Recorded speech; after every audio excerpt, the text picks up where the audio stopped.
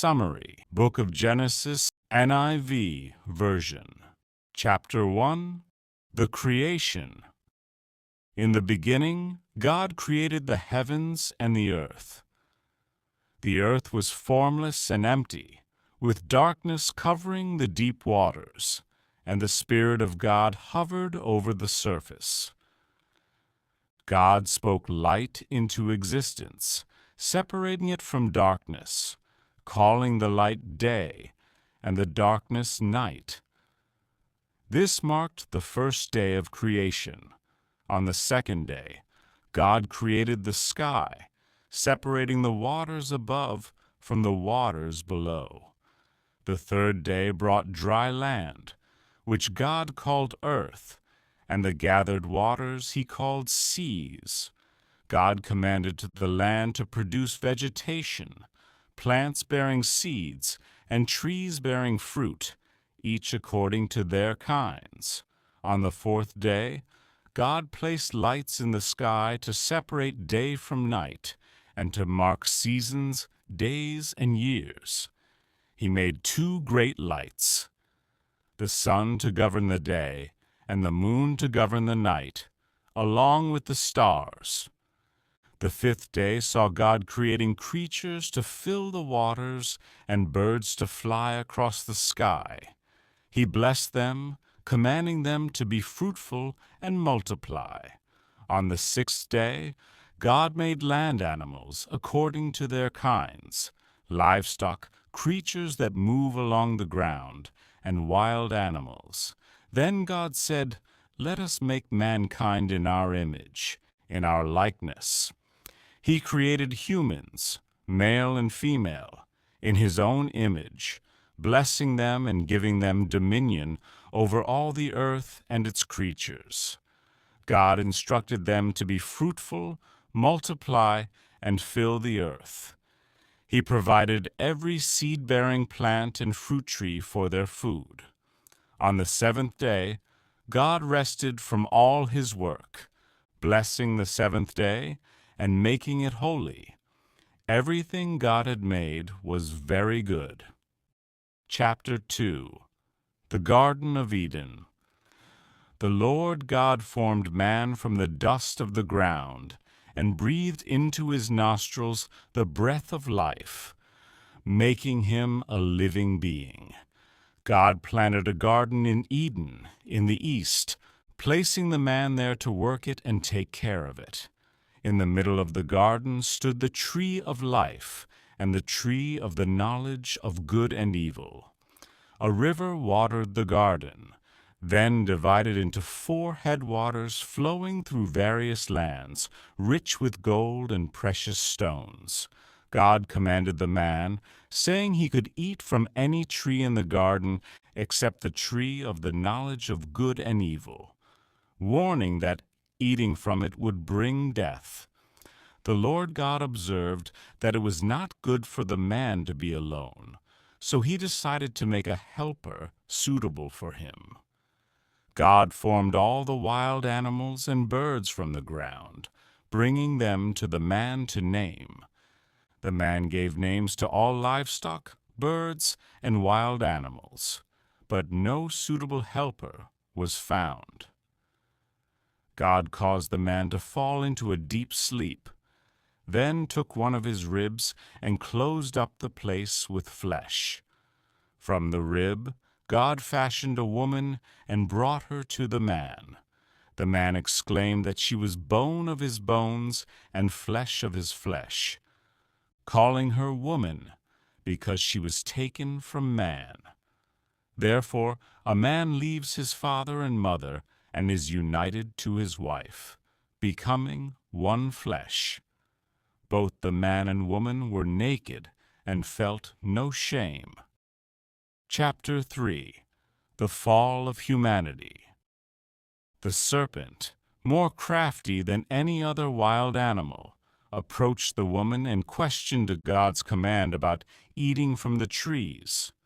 The woman explained they could eat from any tree except the one in the middle of the garden, or they would die. The serpent contradicted God, claiming they would not die but instead become like God, knowing good and evil. The woman saw the fruit was pleasing and desirable for gaining wisdom, so she took some and ate it, giving some to her husband who was with her. Immediately their eyes were opened, and they realized they were naked, so they sewed fig leaves together as coverings. When they heard God walking in the garden in the cool of the day, they hid among the trees. God called to the man, asking where he was. The man admitted he hid because he was naked and afraid. God asked who told him he was naked and whether he had eaten from the forbidden tree. The man blamed the woman, and the woman blamed the serpent. God cursed the serpent above all creatures, declaring it would crawl on its belly and eat dust. He pronounced enmity between the serpent and the woman, and between their offspring. God told the woman she would experience pain in childbirth, and her desire would be for her husband, who would rule over her. To the man, God declared the ground cursed because of him, bringing painful toil and thorns. Humans would eat by the sweat of their brow until returning to the ground as dust. God made garments of skin for them and sent them from the garden. Chapter 4. Cain and Abel. Adam knew his wife Eve, and she conceived and gave birth to Cain, saying she had brought forth a man with the Lord's help. She then gave birth to Abel. Abel became a shepherd, while Cain worked the soil. When harvest time came, Cain brought some fruits of the soil as an offering to the Lord, while Abel brought fat portions from the firstborn of his flock. The Lord looked with favor on Abel and his offering, but did not regard Cain and his offering favorably. This made Cain very angry, and his face was downcast. The Lord asked Cain why he was angry, explaining that if he did what was right, he would be accepted. But sin was crouching at his door, desiring to have him, though he must rule over it. Cain spoke to Abel, and while they were in the field, Cain attacked and killed his brother. The Lord asked Cain where Abel was, and Cain responded, "Am I my brother's keeper?" God told Cain that Abel's blood cried out from the ground, which would no longer yield crops for him. Cain would become a restless wanderer. Cain complained his punishment was too great and feared being killed. The Lord placed a mark on Cain to protect him and warned that anyone who killed Cain would suffer vengeance 7 times over. Cain settled in the land of Nod, east of Eden. His descendants included Enoch, after whom he named a city, and eventually Lamech, who took 2 wives and whose sons became founders of various occupations and arts. Chapter 5. From Adam to Noah. This is the account of Adam's family line. When God created mankind, he made them in his own likeness, male and female, blessing them and calling them mankind. When Adam was 130 years old, he had a son in his own likeness named Seth. Adam lived 800 more years, having other sons and daughters, and died at 930 years old. Seth lived 105 years before becoming the father of Enosh, then lived 807 more years. Enosh lived 90 years before having Canaan, then 815 more years. Kenan lived 70 years before having Mahalalel, then 840 more years. Mahalalel lived 65 years before having Jared, then 830 more years. Jared lived 162 years before having Enoch, then 800 more years. Enoch lived 65 years before having Methuselah. After Methuselah's birth, Enoch walked faithfully with God 300 years. Altogether, Enoch lived 365 years, walking faithfully with God. Then he was no more because God took him away. Methuselah lived 187 years before having Lamech.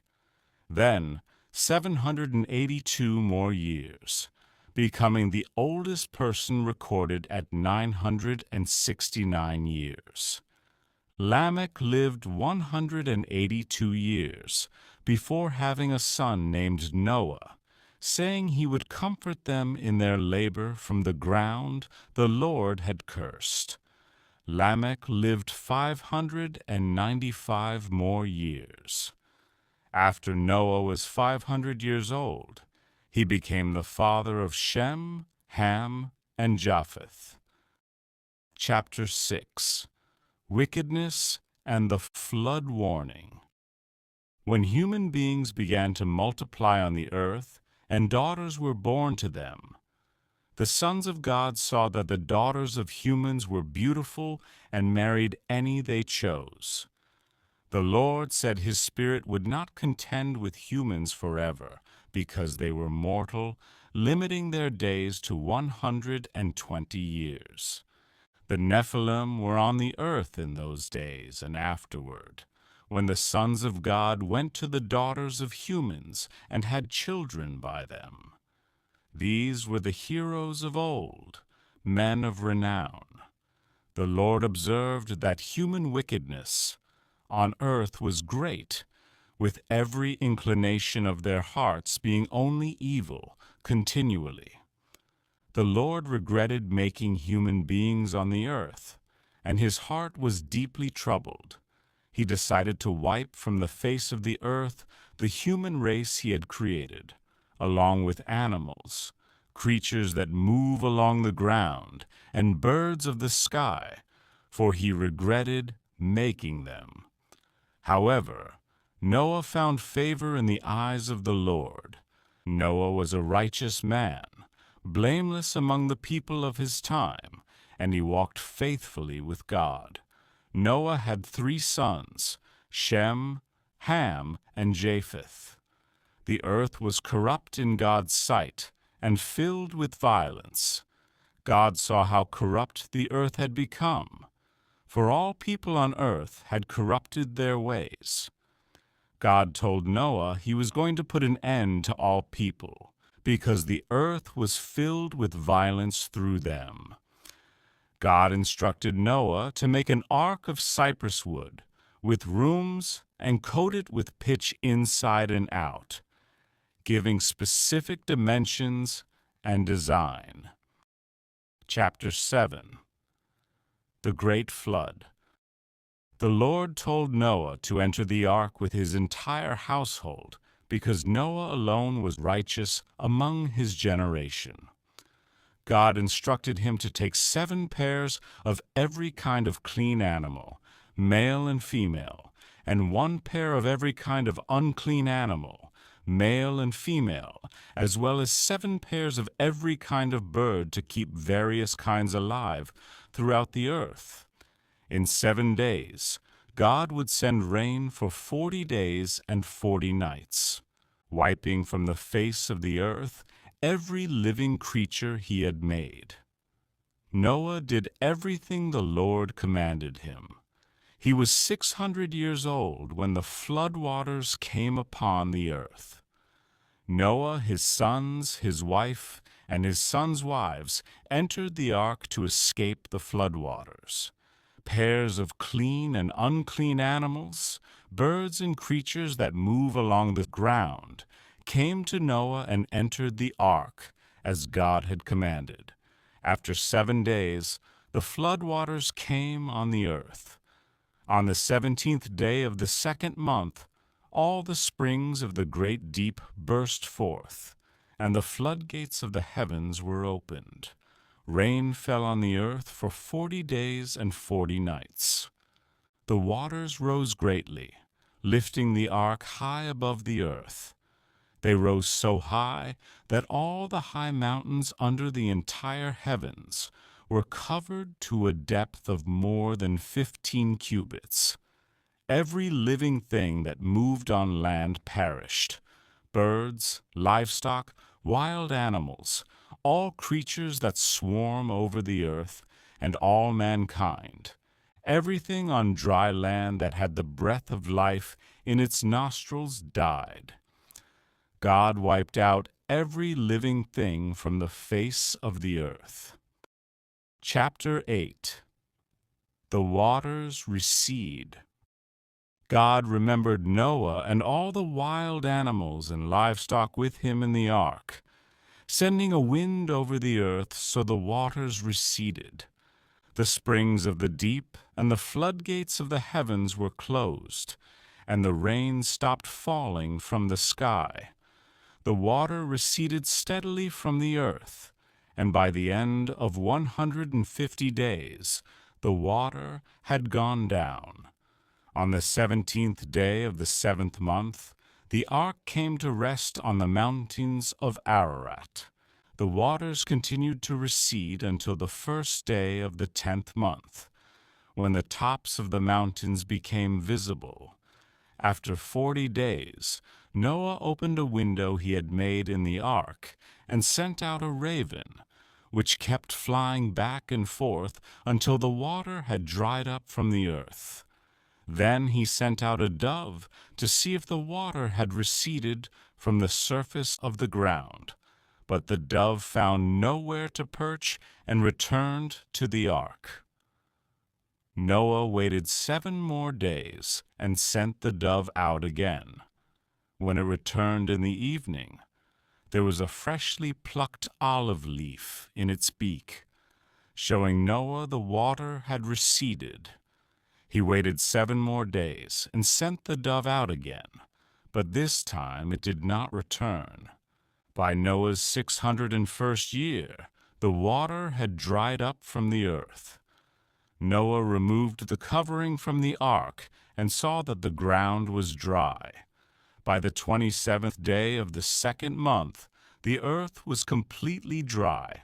God told Noah to come out of the ark with his family and all the animals so they could multiply on the earth.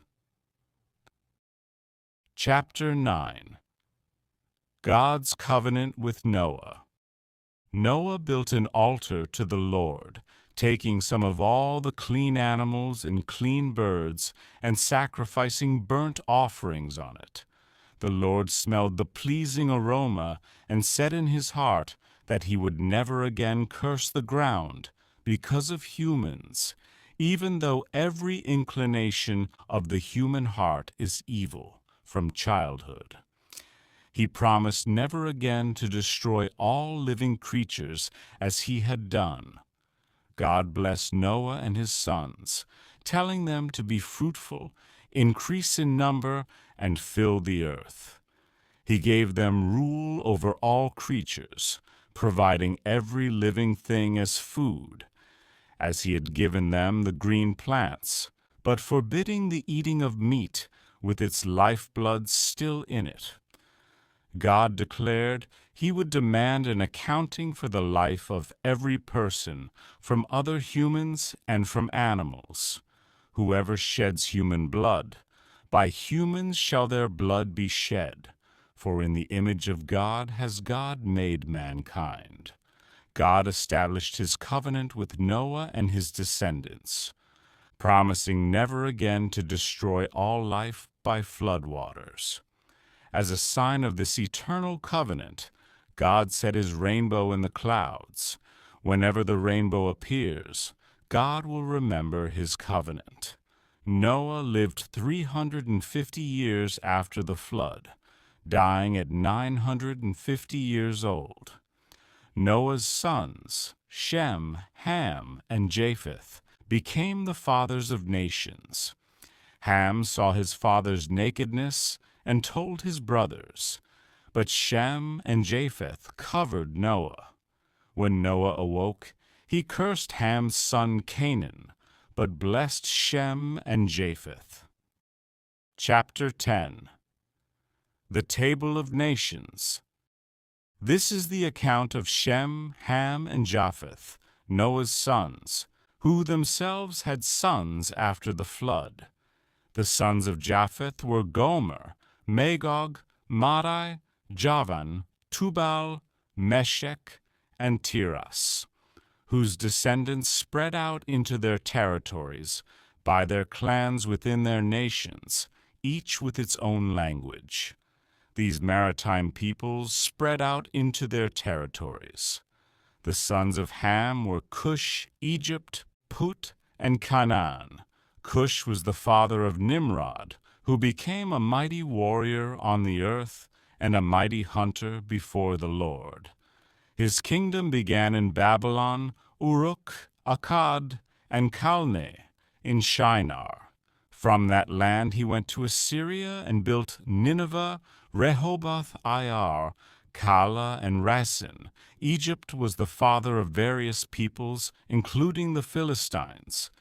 Canaan was the father of Sidon, his firstborn, and of the Hittites, Jebusites, Amorites, Girgashites, Hivites, Archites, Sinites, Arvadites, Zemarites, and Hamathites. Later the Canaanite clans scattered, and the borders of Canaan extended from Sidon toward Gerar as far as Gaza, and toward Sodom, Gomorrah, Admah, and Zeboyim. The sons of Shem were Elam, Ashur, Arphaxad, Lud, and Aram. Arphaxad was the father of Shelah, and Shelah the father of Eber. 2 sons were born to Eber, Peleg, because in his time the earth was divided, and Joktan. These are the clans of Noah's sons according to their lines of descent within their nations. From these, the nations spread out over the earth after the flood, each with its own language, territory, and nation. Chapter 11.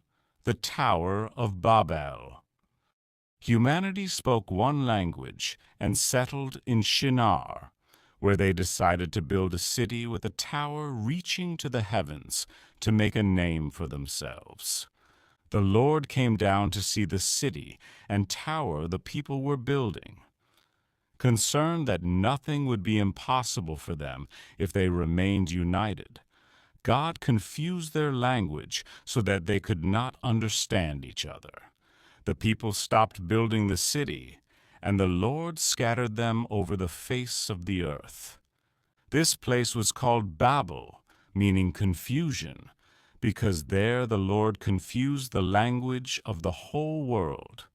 From Shem's line came various nations, and the genealogy continued through his descendants. 10 generations after Noah, Terah was born in Ur of the Chaldeans. Terah became the father of Abram, Nahor, and Haran. Haran died in his native land while his father Terah was still alive. Abram married Sarai, who was barren and had no children. Nahor married Milcah, the daughter of Haran. Terah took his son Abram, his grandson Lot, Haran's son, and his daughter-in-law Sarai, and together they set out from Ur to go to Canaan. However, when they came to Haran, they settled there instead. Terah lived for 205 years and died in Haran, never completing the journey to Canaan. Chapter 12. The Call of Abram. The Lord told Abram to leave his country, his people, and his father's household, and go to the land he would show him. God promised to make Abram into a great nation, to bless him, make his name great, and make him a blessing to others. Those who blessed Abram would be blessed, and whoever cursed him would be cursed. Through Abram, all peoples on earth would be blessed. Abram was 75 years old when he departed from Haran, taking his wife Sarai, his nephew Lot, all their possessions, and the people they had acquired. They set out for Canaan and arrived there. Abram traveled through the land to Shechem, to the great tree of Moreh, where the Canaanites were living.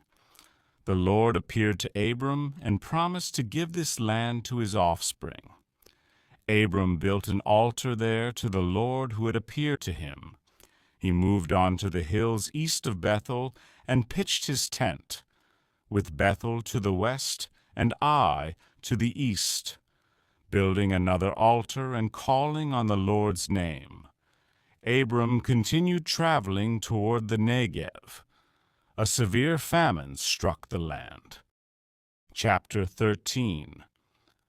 Abram and Lot separate. Abram went down to Egypt to live there for a while, because the famine was severe in Canaan. As he was about to enter Egypt, he told his wife Sarai to say she was his sister, because she was beautiful, and he feared the Egyptians would kill him to take her. When they arrived in Egypt, Pharaoh's officials saw Sarai's beauty and praised her to Pharaoh, and she was taken into his palace. Pharaoh treated Abram well for her sake, giving him sheep, cattle, donkeys, servants, and camels.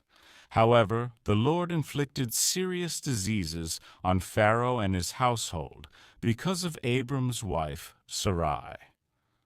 Pharaoh summoned Abram and asked why he had deceived him by saying Sarai was his sister instead of his wife.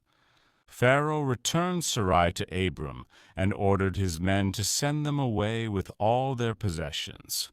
Abram went up from Egypt to the Negev with his wife, Lot, and all they owned. Abram had become very wealthy in livestock, silver, and gold. He traveled from place to place until he came to Bethel, where his tent had been earlier, to the place where he had first built an altar, and there he called on the Lord's name. Chapter 14. Abram rescues Lot. Lot also had flocks, herds, and tents, and the land could not support both Abram and Lot living together, because their possessions were so great. Quarreling arose between Abram's herders and Lot's herders, while Canaanites and Perizzites were also living in the land. Abram said to Lot that they should not have conflict between them or their herders, since they were close relatives. Abram suggested they separate, offering Lot first choice of the land. If Lot went left, Abram would go right, and vice versa. Lot looked around and saw that the whole plain of the Jordan toward Zoar was well watered, like the garden of the Lord, like the land of Egypt.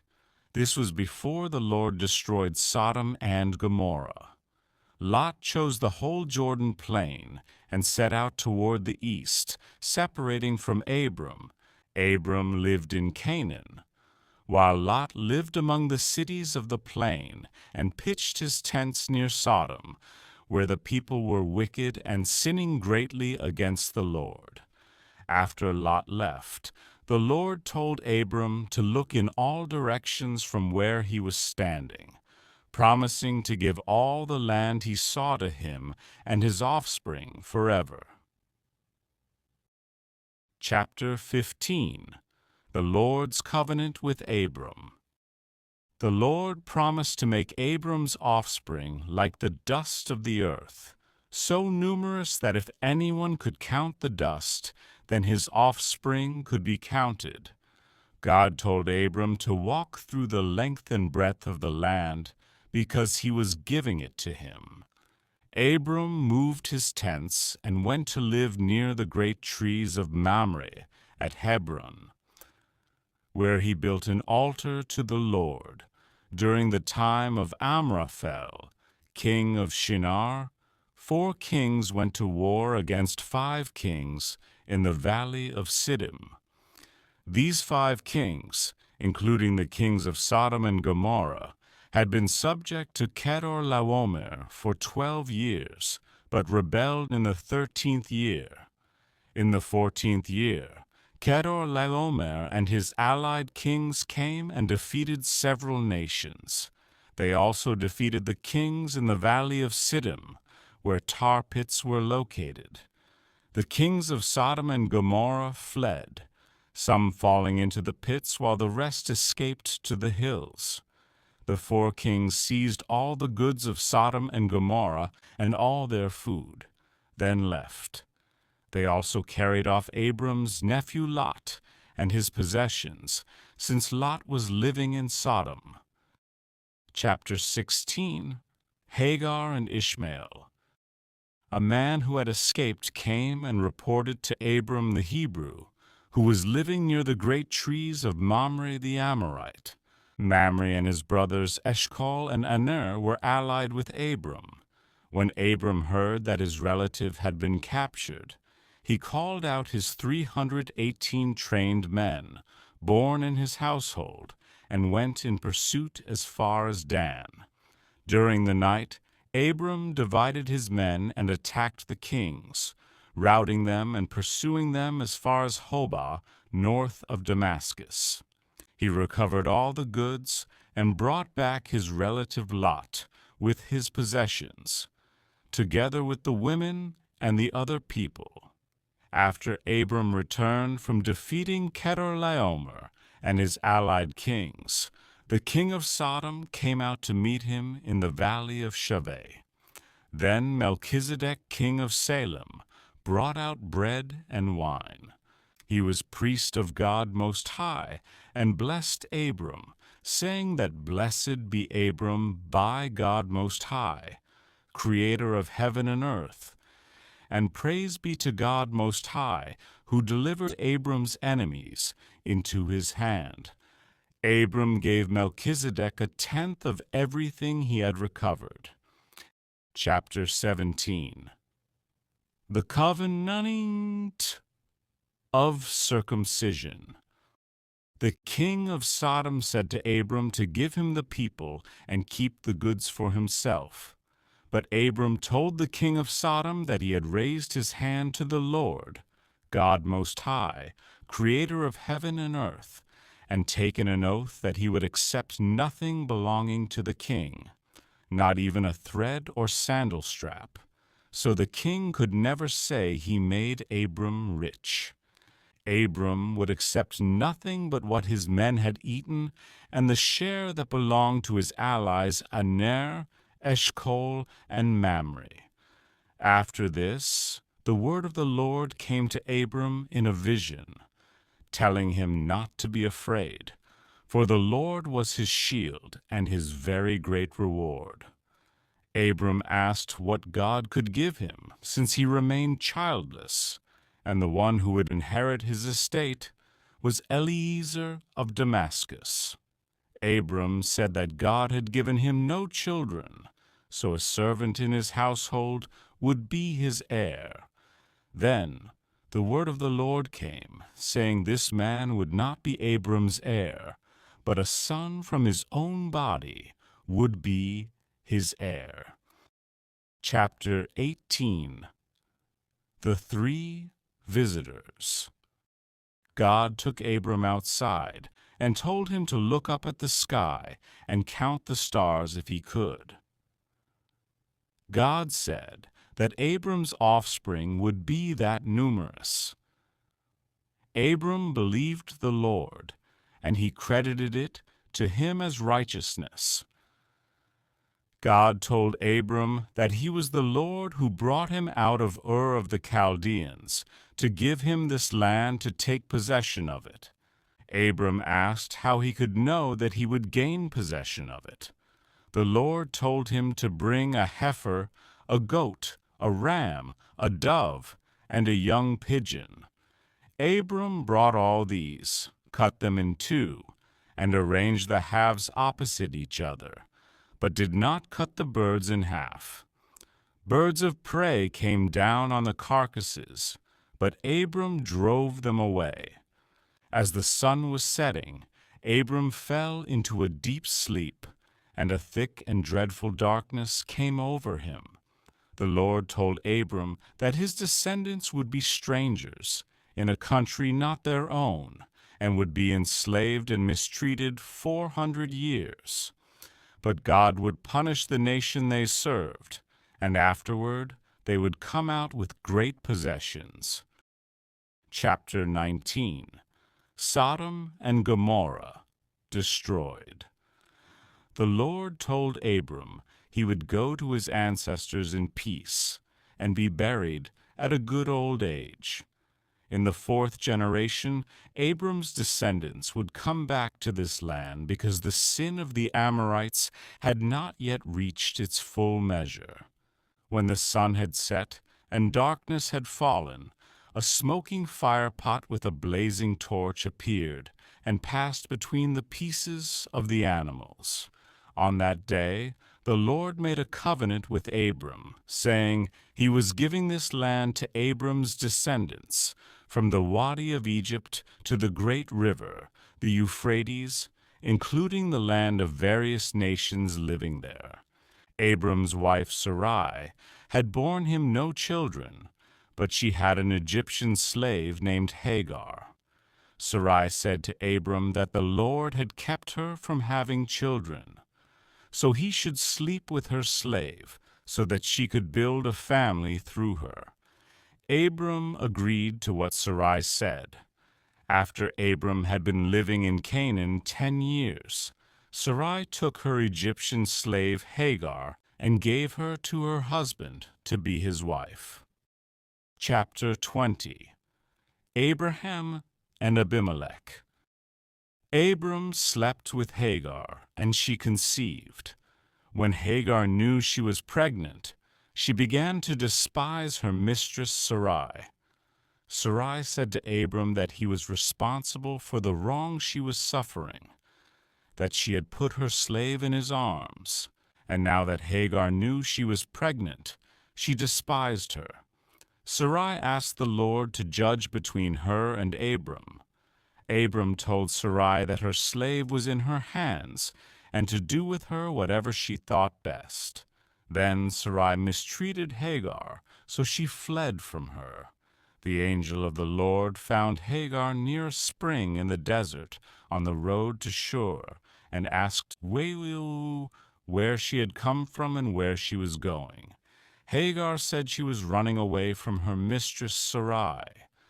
The angel of the Lord told her to go back to her mistress and submit to her.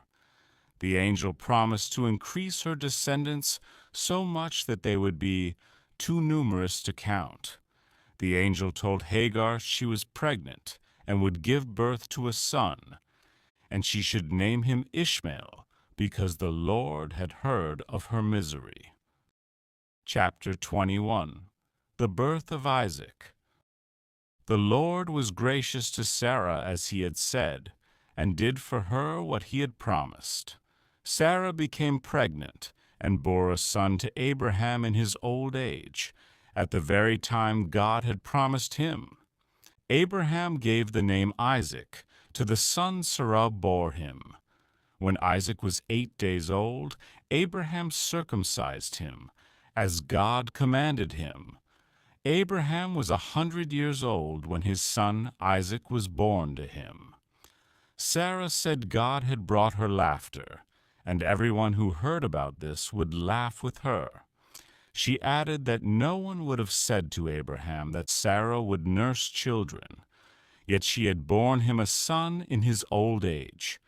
The child grew and was weaned, and on the day Isaac was weaned, Abraham held a great feast.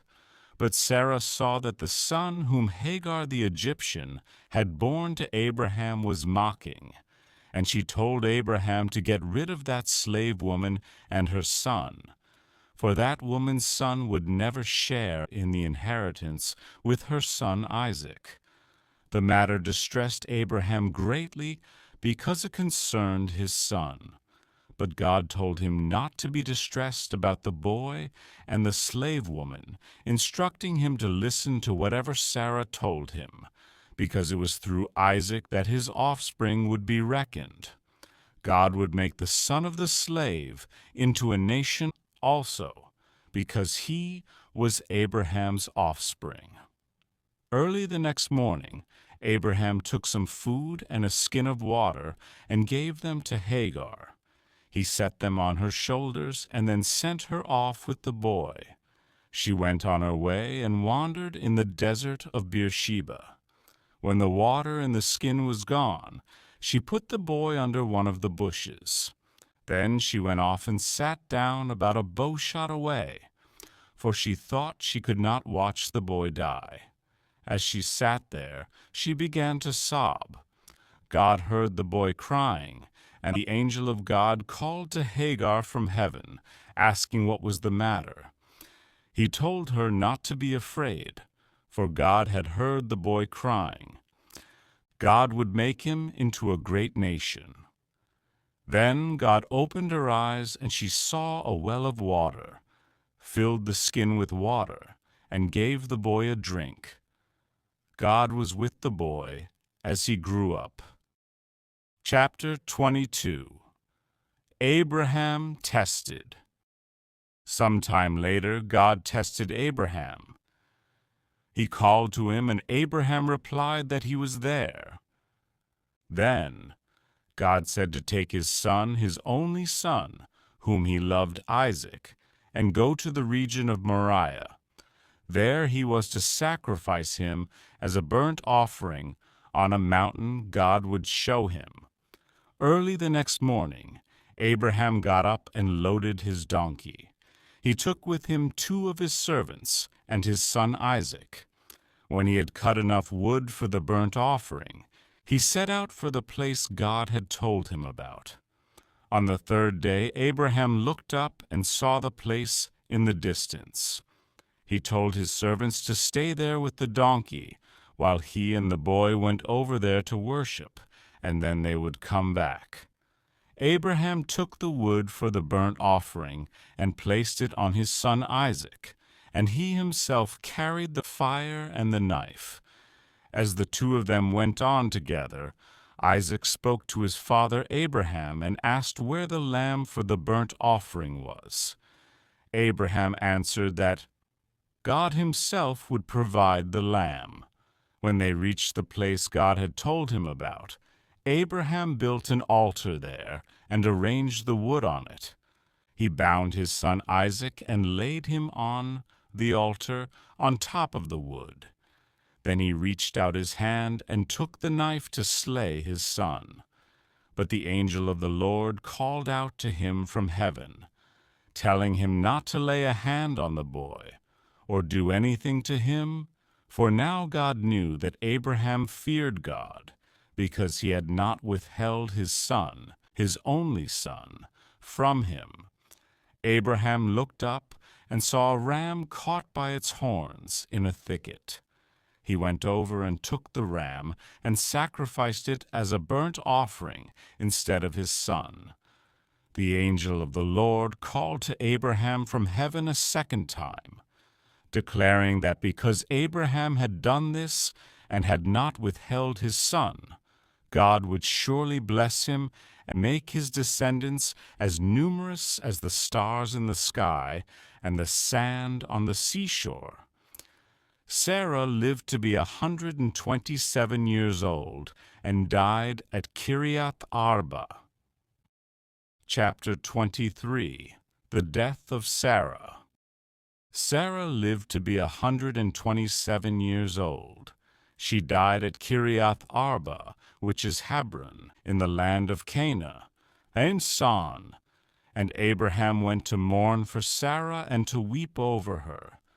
Then Abraham rose from beside his dead wife and spoke to the Hittites. He said he was a foreigner and stranger among them, asking them to sell him some property for a burial site so he could bury his dead.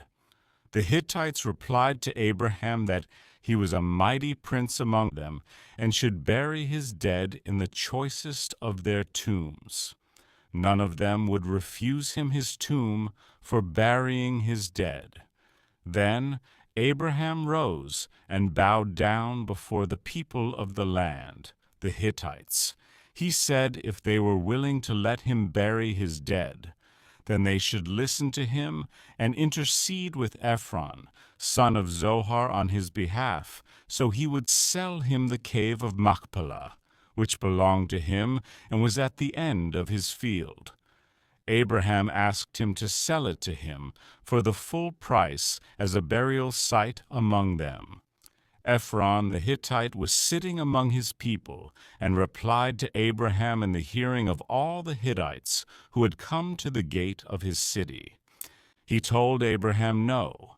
Instead, he would give him the field, and he would give him the cave that was in it. In the presence of his people, he gave it to him, so he could bury his dead. Again, Abraham bowed down before the people of the land and said to Ephron in their hearing that he would pay the price of the field, asking him to accept it from him so he could bury his dead there. Ephron answered Abraham that the land was worth 400 shekels of silver. But what was that between him and Abraham? Abraham agreed to Ephron's terms and weighed out for him the price he had named in the hearing of the Hittites, 400 shekels of silver. So the field and the cave in it were deeded to Abraham by the Hittites as a burial site. Then Abraham buried his wife Sarah in the cave. Chapter 24. Isaac and Rebekah. Abraham was now very old, and the Lord had blessed him in every way. He said to the senior servant in his household, who was in charge of all that he had, to put his hand under his thigh and swear by the Lord, the God of heaven and earth, that he would not get a wife for his son Isaac from the daughters of the Canaanites among whom he was living, but would go to his country and his own relatives and get a wife for Isaac. The servant asked what if the woman was unwilling to come back with him to this land? Should he then take Isaac back to the country Abraham came from? Abraham told him to make sure he did not take his son back there. The servant took 10 of his master's camels and left, taking with him all kinds of good things from his master. He set out for Aram Naharaim and made his way to the town of Nahor. He had the camels kneel down near the well outside the town. It was toward evening, the time the women go out to draw water. The servant prayed to the Lord, asking him to give him success and show kindness to his master Abraham. He asked that, when he said to a young woman to let down her jar so he could have a drink, and she said to drink, and she would also water his camels, let her be the one the Lord had chosen for Isaac. Before he had finished praying, Rebekah came out with her jar on her shoulder.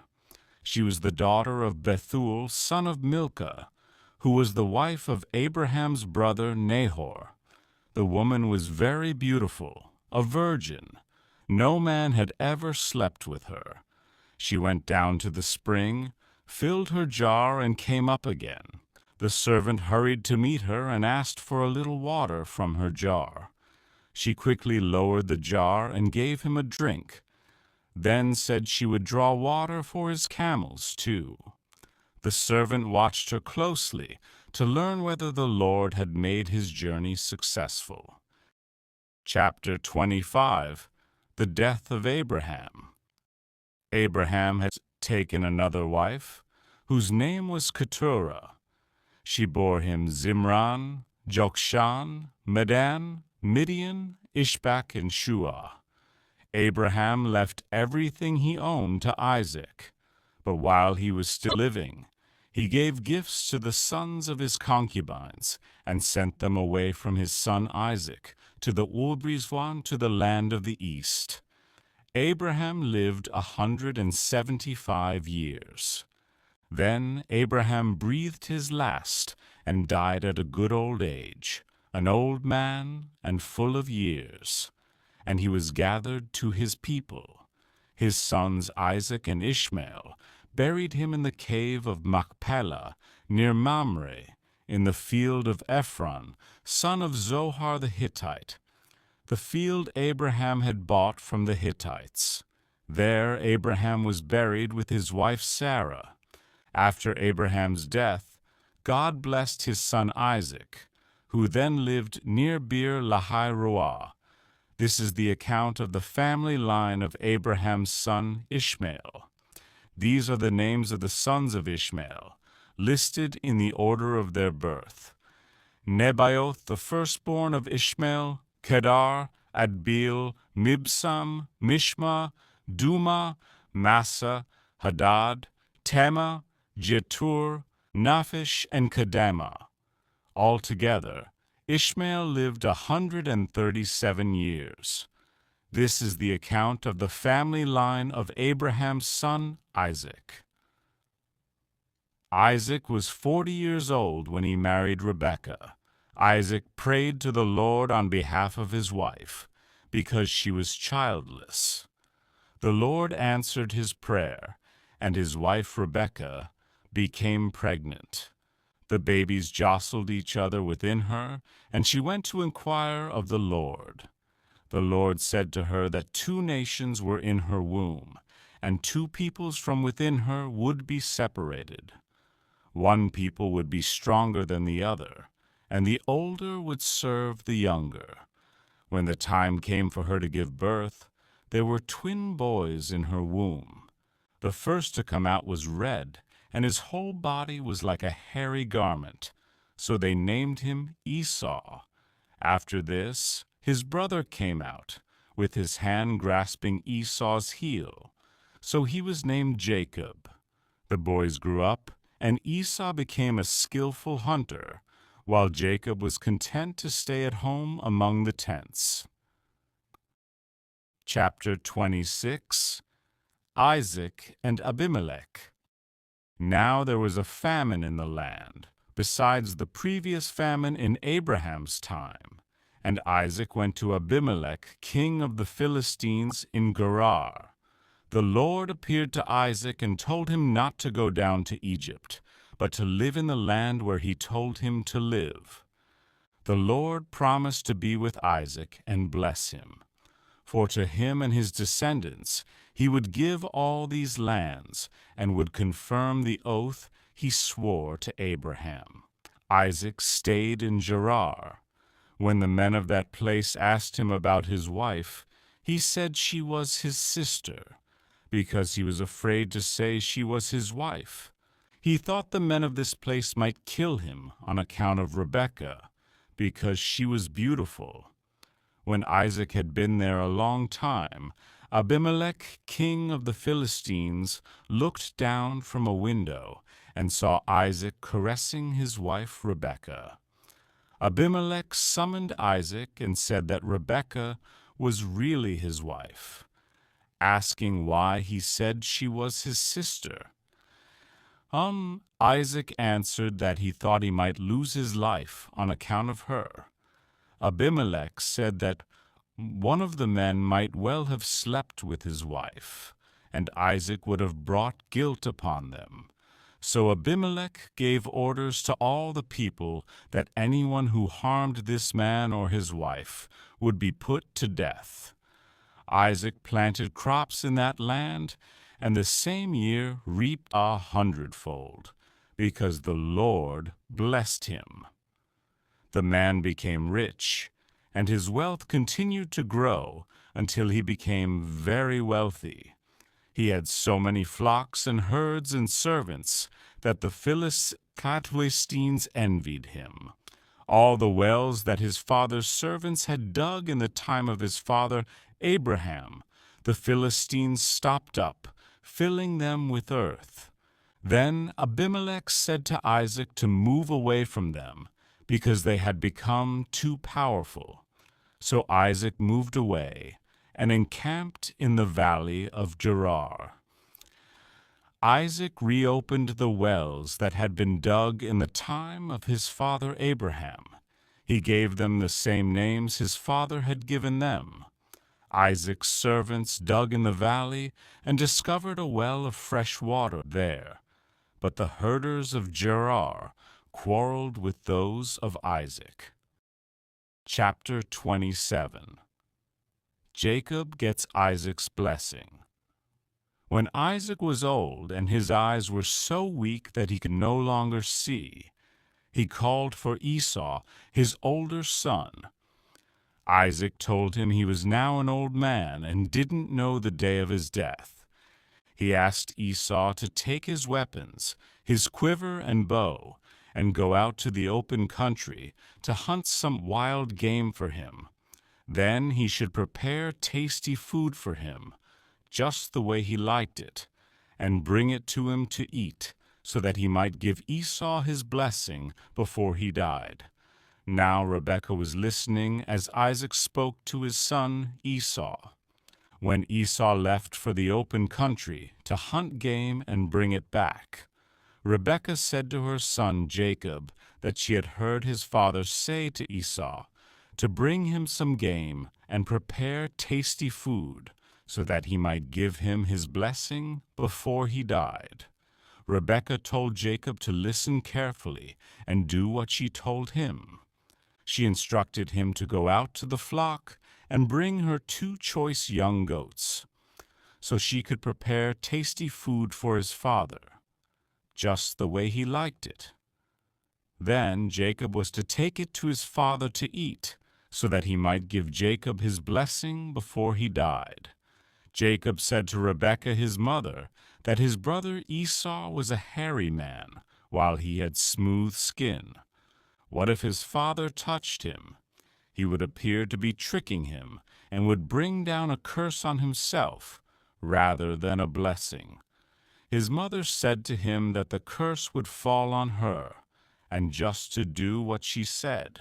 So Jacob went and got the goats and brought them to his mother, and she prepared tasty food, just the way his father liked it. Rebekah took the best clothes of Esau and put them on Jacob. She also covered his hands and the smooth part of his neck with the goat skins. Then she handed to her son Jacob the tasty food and the bread she had made.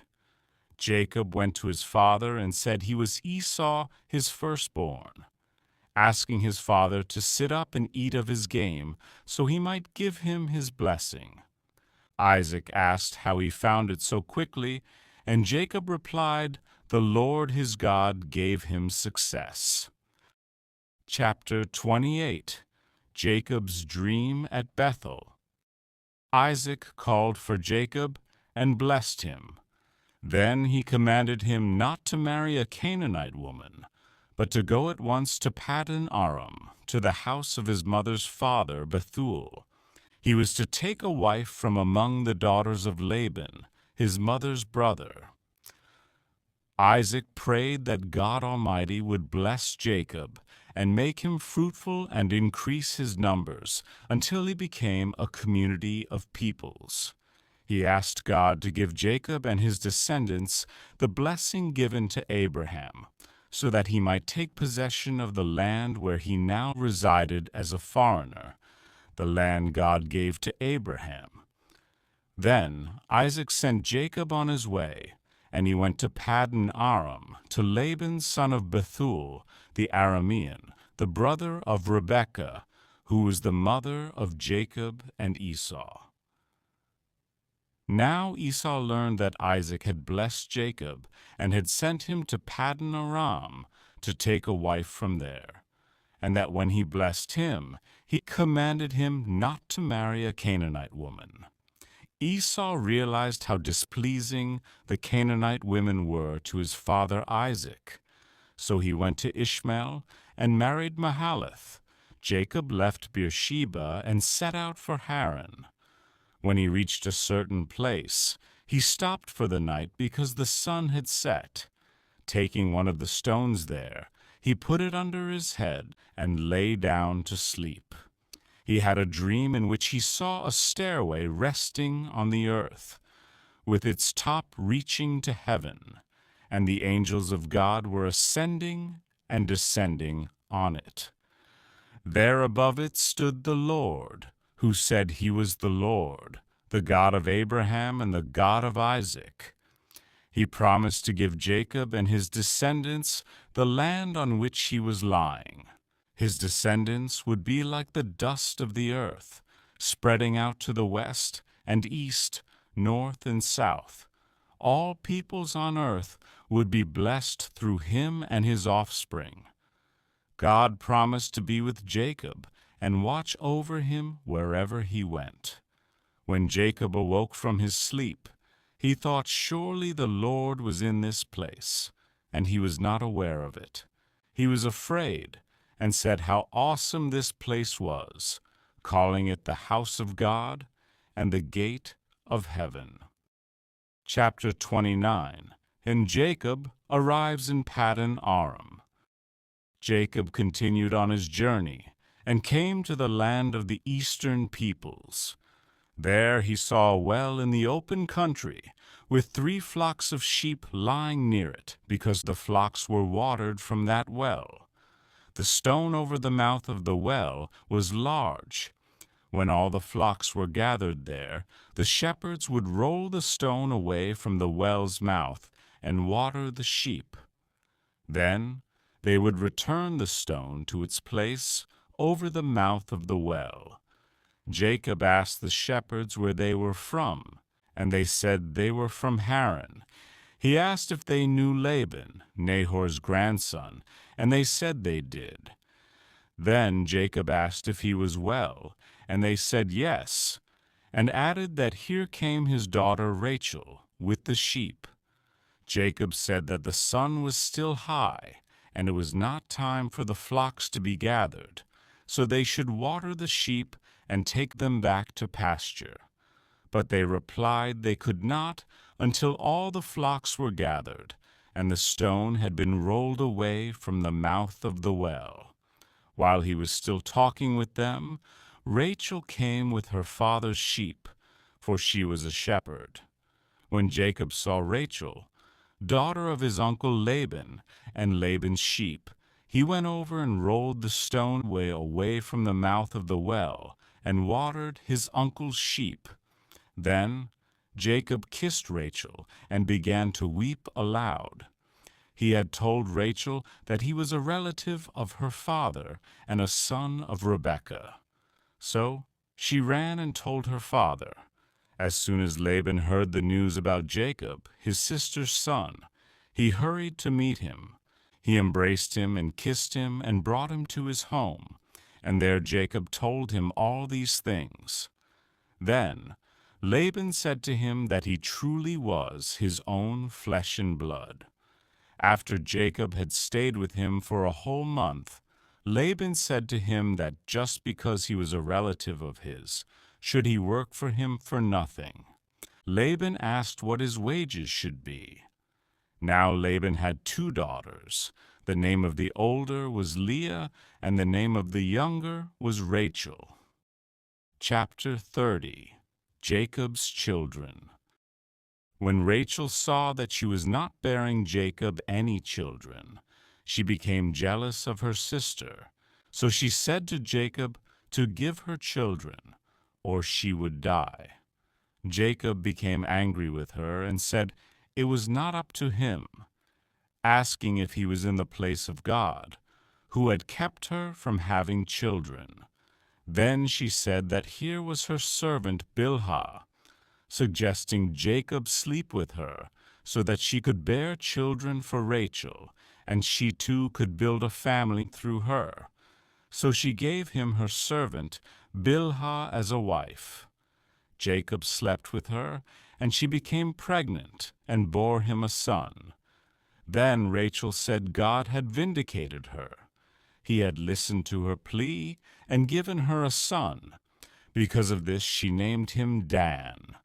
Rachel's servant Bilhah conceived again and bore Jacob a second son. Then Rachel said she had had a great struggle with her sister, and she had won. So she named him Naphtali. When Leah saw that she had stopped having children, she took her servant Zilpah and gave her to Jacob as a wife. Leah's servant Zilpah bore Jacob a son. Then Leah said, "What good fortune!" and she named him Gad. Leah's servant Zilpah bore Jacob a second son. Then Leah said how happy she was, for the women would call her happy. So she named him Asher. During wheat harvest, Reuben went out into the fields and found some mandrake plants, which he brought to his mother Leah. Rachel said to Leah to please give her some of her son's mandrakes. But Leah replied, that wasn't it enough that Rachel had taken away her husband, and would she take her son's mandrakes too? Rachel said that Jacob could sleep with Leah that night in return for her son's mandrakes. So when Jacob came in from the fields that evening, Leah went out to meet him and told him he must sleep with her, because she had hired him with her son's mandrakes. So he slept with her that night. God listened to Leah, and she became pregnant and bore Jacob a fifth son. Leah said God had rewarded her for giving her servant to her husband. So she named him Issachar. Chapter 31. Jacob flees from Laban. Jacob noticed that Laban's attitude toward him had changed, and God instructed him to return to his homeland. Jacob called Rachel and Leah to the field and explained how their father had cheated him repeatedly, changing his wages 10 times. However, God had not allowed Laban to harm him. The flocks that were supposed to be Jacob's wages multiplied greatly because God blessed him. Jacob's wives agreed it was time to leave, acknowledging that their father had treated them like foreigners and used up their bride price. Rachel secretly stole her father's household gods before they departed. Jacob took all his possessions, his wives and children, and fled toward Canaan without telling Laban. When Laban discovered Jacob had left, he pursued him for 7 days. God appeared to Laban in a dream, warning him not to say anything good or bad to Jacob. Laban caught up with Jacob and accused him of stealing away secretly and taking his daughters like captives. Jacob defended himself, saying he feared Laban would take his daughters by force. Laban searched for his household gods, but couldn't find them because Rachel had hidden them. Jacob and Laban made a covenant, setting up a stone pillar as a witness between them, agreeing not to harm each other. Chapter 32. Jacob prepares to meet Esau. Jacob continued his journey, and angels of God met him. When he saw them, he said this was the camp of God, and named the place Mahanaim. Jacob sent messengers ahead to his brother Esau in Seir, instructing them to tell Esau about his wealth, amaranth, and express hope for finding favor with him. The messengers returned, saying Esau was coming to meet him with 400 men. Jacob became greatly afraid and distressed. He divided his people and flocks into 2 groups, thinking that if Esau attacked one group, the other might escape. Jacob prayed earnestly to God, reminding him of his promises and asking for deliverance from Esau. He prepared an elaborate gift of livestock to send ahead to Esau, hoping to pacify him. That night, Jacob sent his family across the Jabbok River, but stayed behind alone. A man wrestled with Jacob until daybreak. When the man saw he could not overpower Jacob, he touched Jacob's hip socket, wrenching it. The man asked to be released, but Jacob refused unless he received a blessing. The man changed Jacob's name to Israel, meaning he had struggled with God and humans and overcome. Jacob named the place Peniel, saying he had seen God face to face. Chapter 33. Jacob meets Esau. Jacob looked up and saw Esau coming with his 400 men. He divided his children among Leah, Rachel, and the 2 female servants, putting the servants and their children first, then Leah and her children, and Rachel and Joseph last. Jacob went ahead and bowed down to the ground 7 times as he approached his brother. Esau ran to meet Jacob, embraced him, threw his arms around his neck, and kissed him. Both brothers wept. Esau looked at the women and children and asked who they were. Jacob presented his family, explaining these were the children God had graciously given him. Each group came forward and bowed down before Esau. Esau asked about all the flocks Jacob had sent ahead. Jacob explained that they were a gift to find favor in Esau's sight. Esau said he already had plenty, but Jacob insisted, saying seeing Esau's face was like seeing the face of God, since Esau had received him favorably. Esau offered to travel with Jacob, but Jacob declined, saying the children and nursing animals needed to travel slowly.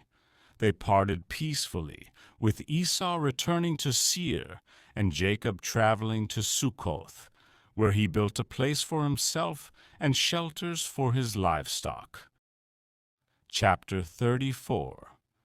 Dinah and the Shechemites. Dinah, Leah's daughter, went out to visit the women of the land.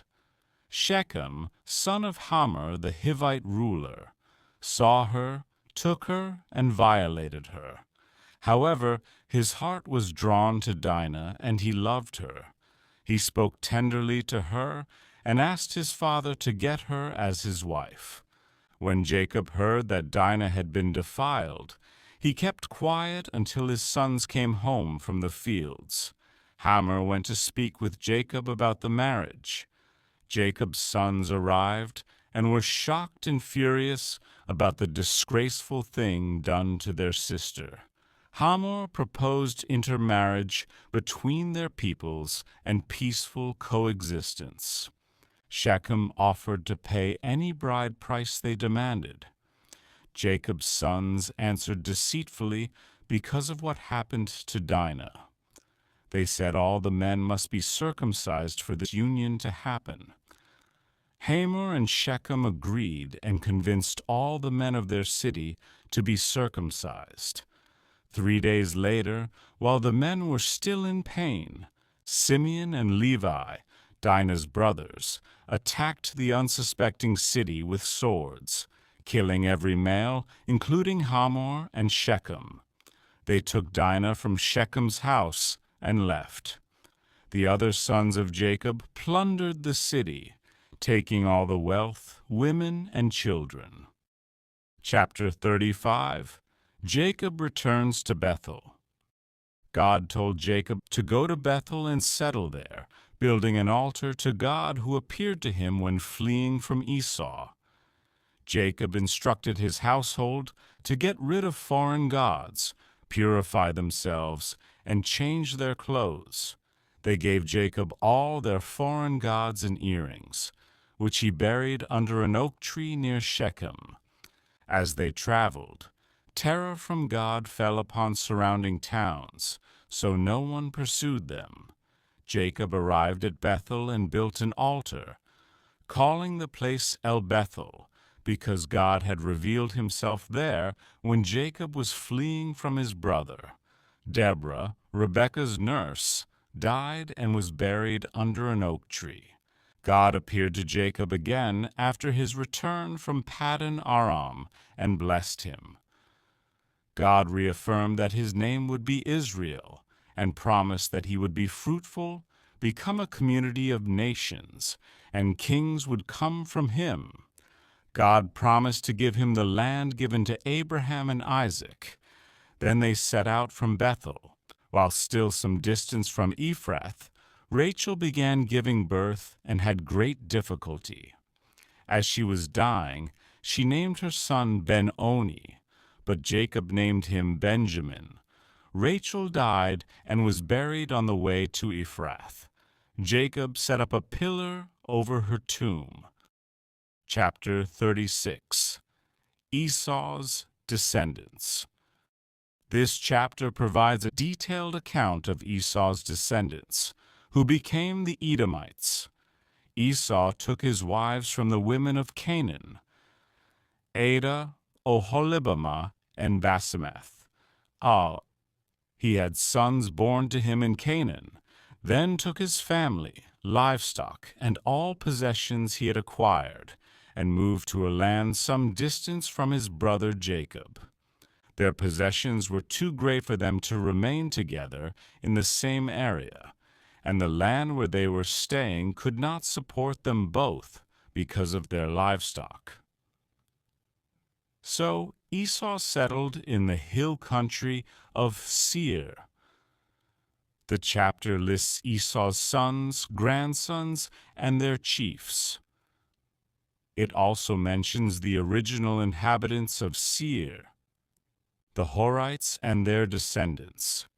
The chiefs among Esau's descendants are enumerated, establishing the Edomite leadership structure.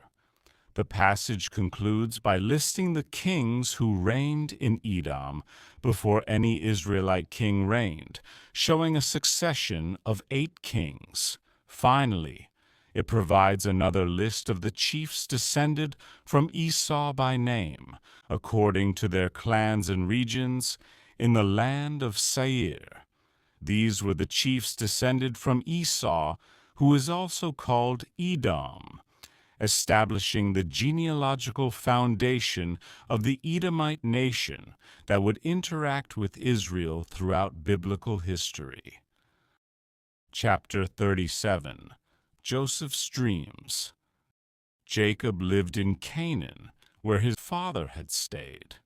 Joseph, 17 years old, was tending flocks with his brothers and brought their father a bad report about them.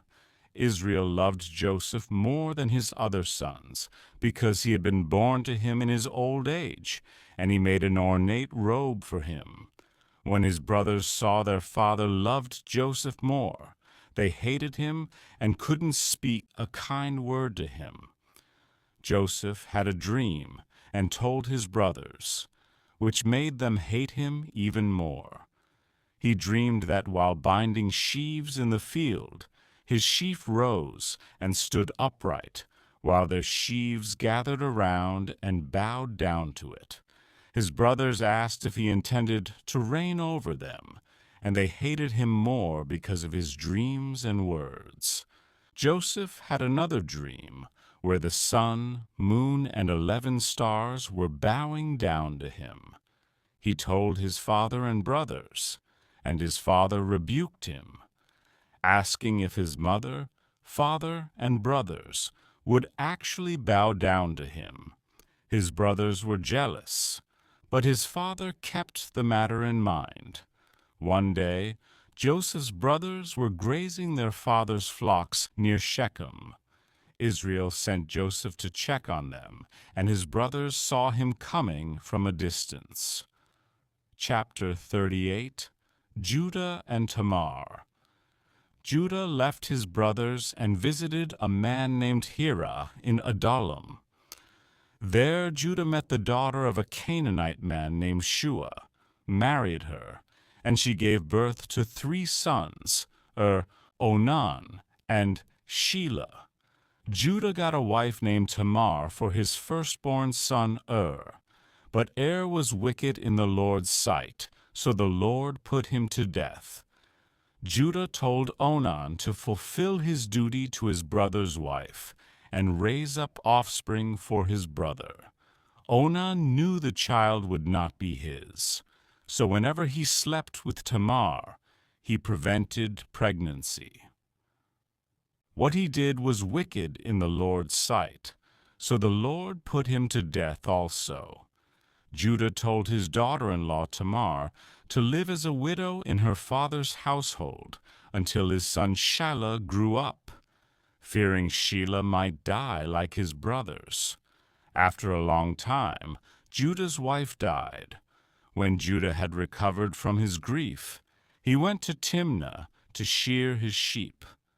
Tamar heard about this and took off her widow's clothes, covered herself with a veil, and sat at the entrance to Enaim.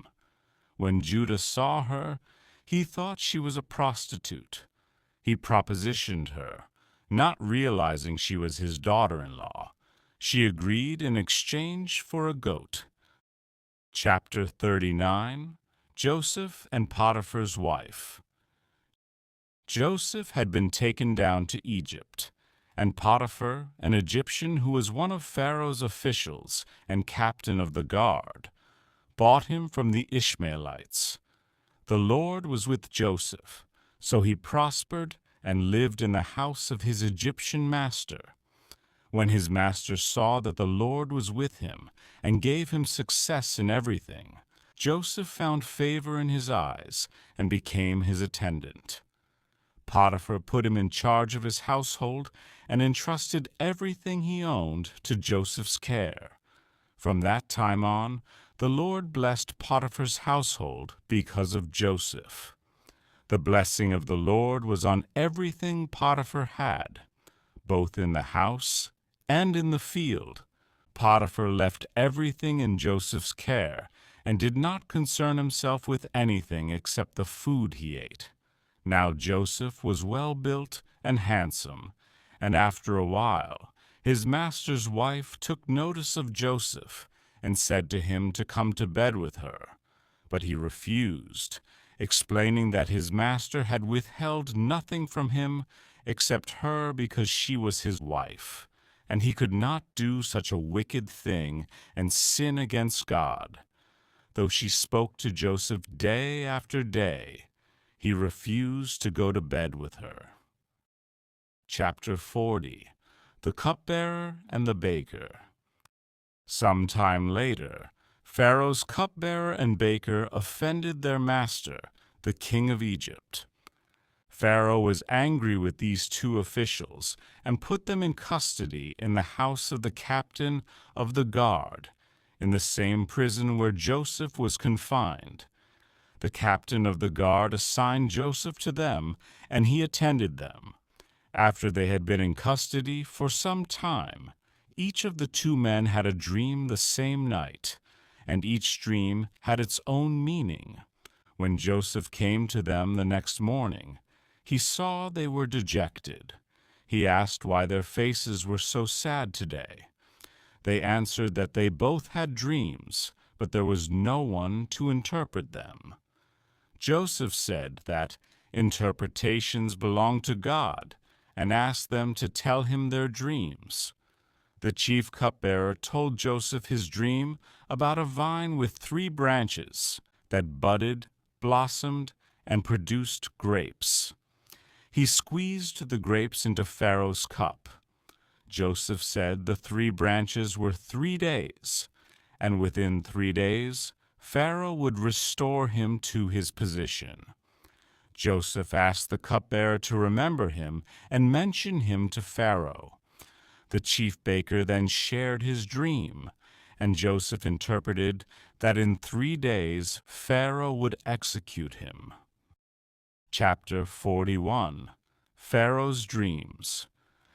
When 2 full years had passed, Pharaoh had a dream.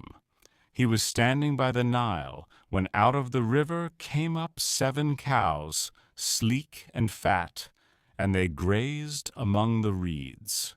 After them, 7 other cows came up from the Nile, ugly and gaunt, and stood beside those on the river bank. The ugly, gaunt cows ate up the 7 sleek, fat cows. Then Pharaoh woke up. He fell asleep again and had a second dream. 7 heads of grain, healthy and good, were growing on a single stalk. After them, 7 other heads of grain sprouted, thin and scorched by the east wind. The thin heads of grain swallowed up the 7 healthy, full heads. Then Pharaoh woke up. It had been a dream. In the morning his mind was troubled, so he sent for all the magicians and wise men of Egypt. Pharaoh told them his dreams, but no one could interpret them for him.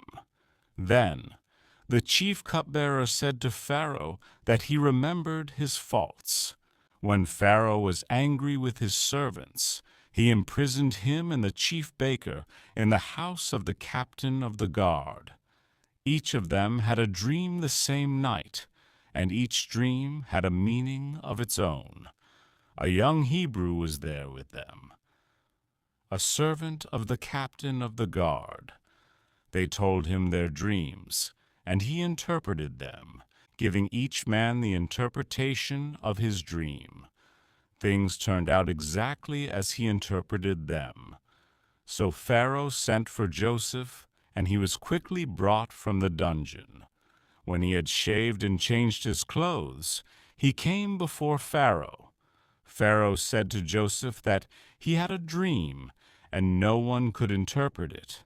But he had heard that when Joseph heard a dream, he could interpret it. Joseph replied to Pharaoh that he could not do it, but God would give Pharaoh the answer he desired. Joseph told Pharaoh the 2 dreams were one and the same. God had revealed to Pharaoh what he was about to do. The 7 good cows and 7 good heads of grain were 7 years of abundance, while the 7 lean cows and grain were 7 years of famine. Chapter 42. Joseph's brothers go to Egypt. When Jacob learned that there was grain in Egypt, he said to his sons why they just kept looking at each other. He had heard there was grain in Egypt, so they should go down there and buy some for them, so that they might live and not die. Then 10 of Joseph's brothers went down to buy grain from Egypt, but Jacob did not send Benjamin, Joseph's brother, with the others, because he was afraid that harm might come to him. So Israel's sons were among those who went to buy grain, for famine was in the land of Canaan also. Now Joseph was the governor of the land, the person who sold grain to all its people. So when Joseph's brothers arrived, they bowed down to him with their faces to the ground. As soon as Joseph saw his brothers, he recognized them, but he pretended to be a stranger and spoke harshly to them. He asked where they came from, and they replied, from the land of Canaan, to buy food. Although Joseph recognized his brothers, they did not recognize him. Then he remembered his dreams about them, and said to them that they were spies, who had come to see where the land was unprotected. No, they replied, his servants had come to buy food. They were all the sons of one man, and were honest men, not spies. But Joseph said to them, no, they had come to see where the land was unprotected. They replied that his servants were 12 brothers, the sons of one man who lived in the land of Canaan. The youngest was now with their father, and one was no more. Joseph said to them that it was just as he told them. They were spies. He put them all in custody for 3 days. On the 3rd day, Joseph said to them to do this, and they would live, for he feared God. If they were honest men, let one of their brothers stay here in prison, while the rest went and took grain back for their starving households. But they must bring their youngest brother to him. Oh, Chapter 43. the second journey to Egypt. Now the famine was still severe in the land. So when they had eaten all the grain they had brought from Egypt, their father said to them to go back and buy them a little more food. But Judah said to him that the man warned them solemnly that they would not see his face again unless their brother was with them. If their father would send their brother along with them, they would go down and buy food. But if he would not send him, they would not go down, because the man had said to them they would not see his face again unless their brother was with them. Israel asked why they had brought this trouble on him by telling the man they had another brother. They replied that the man questioned them closely about themselves and their family, asking if their father was still living and if they had another brother. They simply answered his questions. How were they to know he would say to bring their brother down there? Then Judah said to Israel his father to send the boy along with him, and they would go at once, so that they and he and their children might live and not die. Judah would guarantee his safety personally. His father could hold him responsible. If he did not bring him back and set him before his father, he would bear the blame before his father all his life. As it was, if they had not delayed, they could have gone and returned twice. Then their father Israel said to them, if it must be so, then do this. Put some of the best products of the land in their bags and take them down to the man as a gift. So the men took the gifts and double the amount of silver, and Benjamin also. They hurried down to Egypt and presented themselves to Joseph. When Joseph saw Benjamin with them, he said to the steward of his house to take these men to his house, slaughter an animal, and prepare a meal. They were to eat with him at noon. Chapter 44. A silver cup in a sack. Joseph gave these instructions to the steward of his house. Fill the men's sacks with as much food as they can carry, and put each man's silver in the mouth of his sack. Then put his cup, the silver one, in the mouth of the youngest one's sack, along with the silver for his grain. And he did as Joseph said. As morning dawned, the men were sent on their way with their donkeys.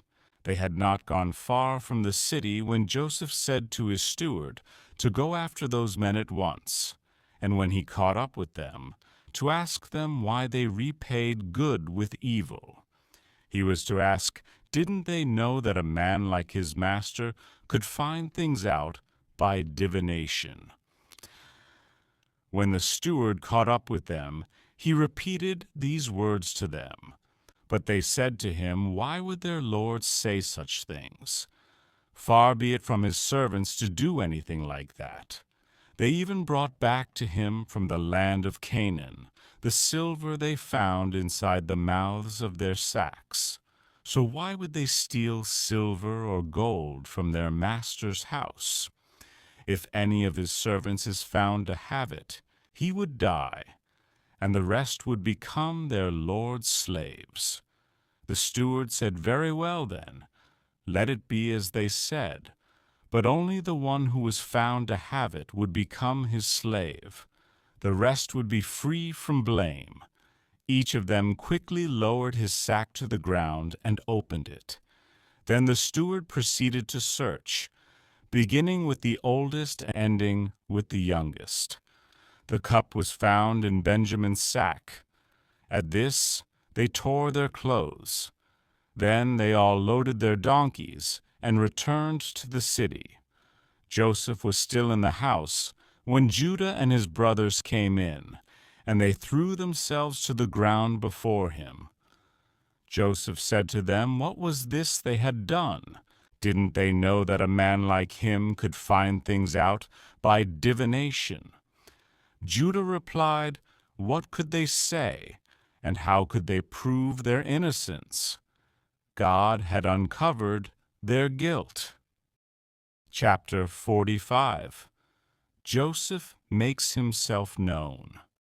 Joseph could no longer control himself before all his attendants, and he cried out to have everyone leave his presence.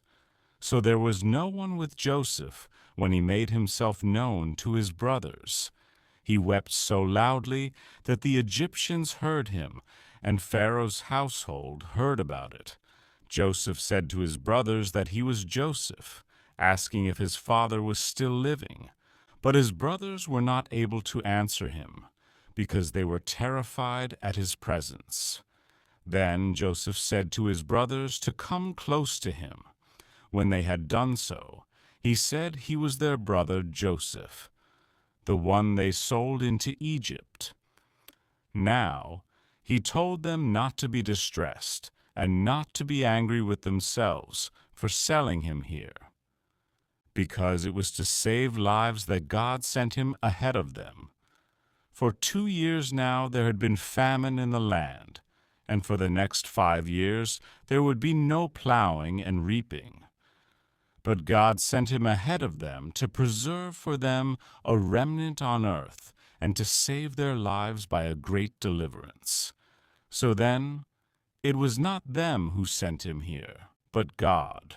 He made him father to Pharaoh, lord of his entire household, and ruler of all Egypt. Joseph told them to hurry back to his father and tell him this was what his son Joseph said. God had made him lord of all Egypt, so come down to him and don't delay. He would live in the region of Goshen and be near him, along with his children and grandchildren, his flocks and herds, and all he had. Joseph would provide for him there, because 5 years of famine were still to come. Otherwise he and his household, and all who belonged to him, would become destitute. Joseph told his brothers they could see for themselves, and so could his brother Benjamin, that it was really he who was speaking to them. They were to tell his father about all the honor accorded him in Egypt, and about everything they had seen. And they were to bring his father down there quickly. Then he threw his arms around his brother Benjamin and wept. And Benjamin embraced him, weeping. He kissed all his brothers and wept over them. For chapter 46, Jacob goes to Egypt. So Israel set out with all that was his, and when he reached Beersheba, he offered sacrifices to the God of his father Isaac. God spoke to Israel in a vision at night and called to him. Jacob replied that he was there. God said he was God, the God of his father, telling him not to be afraid to go down to Egypt, for he would make him into a great nation there. God would go down to Egypt with him, and he would surely bring him back again. Joseph's own hand would close Jacob's eyes. Then Jacob left Beersheba, and Israel's sons took their father Jacob and their children and their wives in the carts that Pharaoh had sent to transport him. So Jacob and all his offspring went to Egypt, taking with them their livestock and the possessions they had acquired in Canaan. Jacob brought with him to Egypt his sons and grandsons, and his daughters and granddaughters, all his offspring. The total number of people in Jacob's family who went to Egypt was 70. Now Jacob sent Judah ahead of him to Joseph to get directions to Goshen. When they arrived in the region of Goshen, Joseph had his chariot made ready and went to Goshen to meet his father Israel. As soon as Joseph appeared before him, he threw his arms around his father and wept for a long time. Israel said to Joseph that now he was ready to die, since he had seen for himself that Joseph was still alive.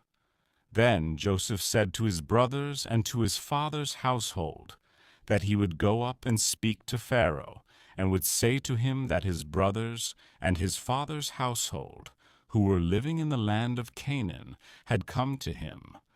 The men were shepherds. They tended livestock, and they had brought along their flocks and herds and everything they owned. When Pharaoh called them in and asked what their occupation was, they were to answer that his servants had tended livestock from their boyhood until now, just as their fathers did. Then they would be allowed to settle in the region of Goshen, for all shepherds were detestable to the Egyptians. Chapter 47. Jacob settles in Goshen. Joseph went and told Pharaoh that his father and brothers, with their flocks and herds and everything they owned, had come from the land of Canaan and were now in Goshen. He chose 5 of his brothers and presented them before Pharaoh. Pharaoh asked the brothers what their occupation was, and they replied to Pharaoh that his servants were shepherds, just as their fathers had been. They also said to him they had come to live here for a while, because the famine was severe in Canaan, and their flocks had no pasture. So now they asked, "Please let his servants settle in Goshen." Pharaoh said to Joseph that his father and brothers had come to him, and the land of Egypt was before him. He should settle his father and brothers in the best part of the land.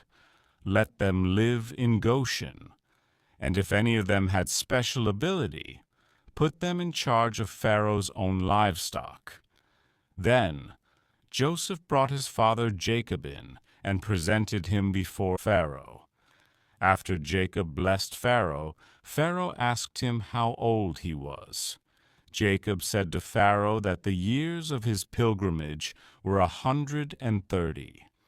His years had been few and difficult, and they did not equal the years of the pilgrimage of his fathers. Then Jacob blessed Pharaoh and went out from his presence.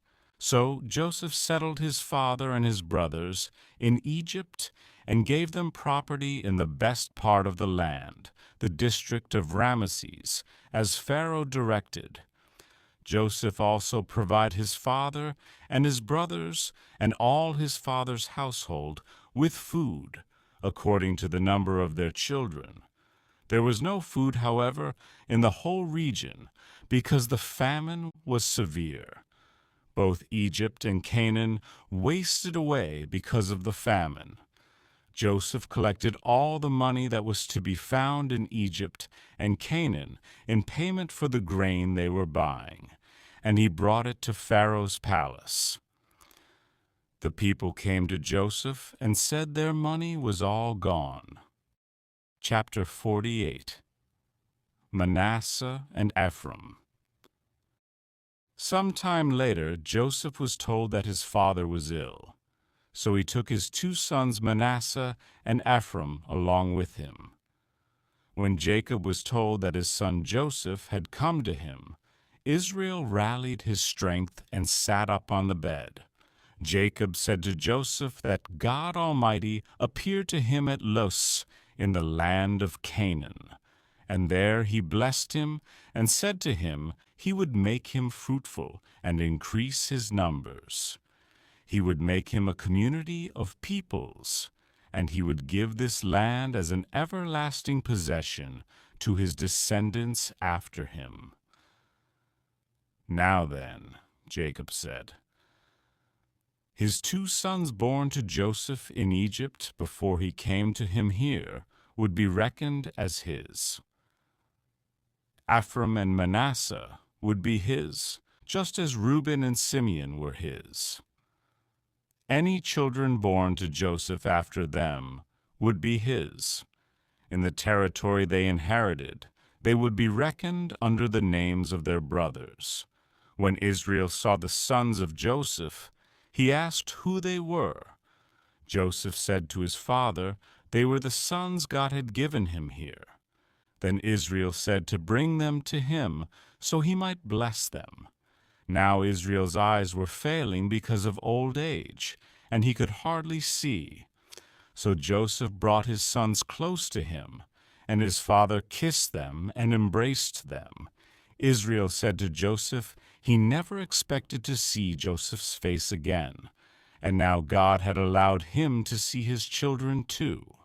Then Joseph removed them from Israel's knees and bowed down with his face to the ground. Joseph took both of them, Ephraim on his right toward Israel's left hand, and Manasseh on his left toward Israel's right hand, and brought them close to him. But Israel reached out his right hand and put it on Ephraim's head, though he was the younger, and crossing his arms, he put his left hand on Manasseh's head, even though Manasseh was the firstborn. Then he blessed Joseph and said, "May the God before whom his fathers, Abraham and Isaac, walked faithfully bless these boys." Joseph saw that his father was placing his right hand on Ephraim's head, and he was displeased. So he took hold of his father's hand to move it from Ephraim's head to Manasseh's head. Chapter 49. Jacob blesses his sons. Then Jacob called for his sons and said to gather around so he could tell them what would happen to them in days to come. He told them to assemble and listen. Sons of Jacob, listen to their father Israel. Reuben was his firstborn, his might, the first sign of his strength, excelling in honor, excelling in power. Turbulent as the waters, he would no longer excel, for he went up onto his father's bed, onto his couch, and defiled it. Simeon and Levi were brothers. Their swords were weapons of violence. Let him not enter their council. Let him not join their assembly, for they had killed men in their anger. Cursed be their anger, so fierce and their fury, so cruel. He would scatter them in Jacob and disperse them in Israel. Judah, his brothers would praise him. His hand would be on the neck of his enemies. His father's sons would bow down to him. Judah was a lion's cub. The scepter would not depart from Judah, nor the ruler's staff from between his feet, until he to whom it belonged should come, and the obedience of the nations should be his. Zebulun would live by the seashore and become a haven for ships. Issachar was a raw-boned donkey lying down among the sheep pens. Dan would provide justice for his people as one of the tribes of Israel. Dan would be a snake by the roadside, a viper along the path that bites the horse's heels so that its rider tumbles backward. Gad would be attacked by a band of raiders, but he would attack them at their heels. Asher's food would be rich. He would provide delicacies fit for a king. Naphtali was a doe set free that bore beautiful fawns. Joseph was a fruitful vine near a spring, whose branches climbed over a wall. Benjamin was a ravenous wolf. In the morning he would devour the prey. In the evening he would divide the plunder. All these were the 12 tribes of Israel, and this was what their father said to them when he blessed them, giving each the blessing appropriate to him. Then he gave them these instructions. He was about to be gathered to his people, and they should bury him with his fathers in the cave. Chapter 50. The death of Jacob. Joseph threw himself on his father and wept over him and kissed him. Then Joseph directed the physicians in his service to embalm his father Israel. So the physicians embalmed him, taking a full 40 days, for that was the time required for embalming. and the Egyptians mourned for him 70 days. When the days of mourning had passed, Joseph said to Pharaoh's court that if he had found favor in their eyes, they should speak to Pharaoh for him. His father had made him swear an oath and said he was about to die. In the tomb he dug for himself in the land of Canaan, there Joseph should bury him. Now let him go up and bury his father. Then he would return. Pharaoh said to go up and bury his father, as he made Joseph swear to do. So Joseph went up to bury his father. All Pharaoh's officials accompanied him, the dignitaries of his court and all the dignitaries of Egypt, besides all the members of Joseph's household, and his brothers and those belonging to his father's household. When they reached the threshing floor of Atad, near the Jordan, they lamented loudly and bitterly, and there Joseph observed a 7-day period of mourning for his father. After burying his father, Joseph returned to Egypt, together with his brothers and all the others who had gone with him to bury his father. When Joseph's brothers saw that their father was dead, they said, "What if Joseph held a grudge against them and paid them back for all the wrongs they did to him?" So they sent word to Joseph, saying their father left these instructions before he died, to ask Joseph to forgive his brothers the sins and the wrongs they committed in treating him so badly. Now please forgive the sins of the servants of the God of his father. When their message came to him, Joseph wept. His brothers then came and threw themselves down before him and said they were his slaves. But Joseph said to them not to be afraid, for was he in the place of God? They intended to harm him, but God intended it for good to accomplish what was now being done, the saving of many lives. So then, they were not to be afraid. He would provide for them and their children, and he reassured them and spoke kindly to them. Joseph stayed in Egypt, along with all his father's family. He lived 110 years. Before he died, Joseph said to his brothers that he was about to die, but God would surely come to their aid and take them up out of this land to the land he promised on oath to Abraham, Isaac, and Jacob. Joseph made the Israelites swear an oath and said when God came to their aid, they must carry his bones up from this place. So Joseph died at the age of 110, and after they embalmed him, he was placed in a coffin in Egypt.